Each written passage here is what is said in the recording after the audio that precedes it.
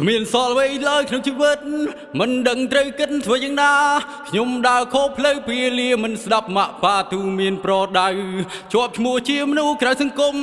អ្នកផងថាខ្ញុំនេះអាស្រូវអាសូរម៉ែអើយដែលត្រូវរងទុក្ខព្រោះតែខ្ញុំមួយដើរកិច្ចសាលាញៀនមកបោឡែព្រោះតែភ្លើតភ្លើនប្រហើនមិនស្គាល់ភ្លើងក្តៅឃើញសថាខ្មៅឥឡូវដឹងហើ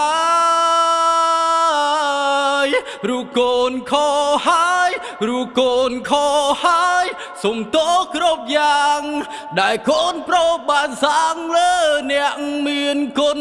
កូនលែងធ្វើដូចមុនលែងសាងទុកទីរុនពីពេលនេះទៅកូនសូមសន្យា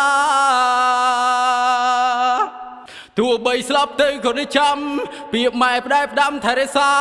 ខាត់ខាំងលួងលោមសន្តោសមេត្តាស្រក់ទឹកនេត្រាព្រោះកូនលះបងទាំងអស់ឬកន្លងបំពេញបំណងអ្នកមានគុណ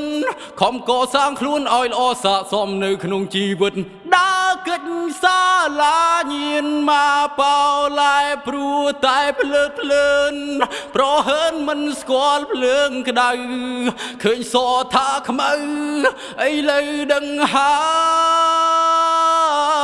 យកូនខហើយរូកូនខហើយសុំតោគ្រប់យ៉ាងដែលកូនប្រុសបានសាងលើអ្នកមានគុណកូនលែងធ្វើដូចមុនលែងសាងទុកទីរុន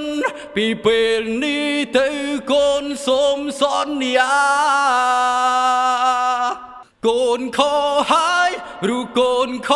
ហើយសុំតោគ្រប់យ៉ាងដែលកូនប្រុសបានសាងលើអ្នកមានគុណកូនលែងធ្វើដូចមុនលែងសាងទុកទីរុនពីពេលនេះទៅកូនសូមសន្យា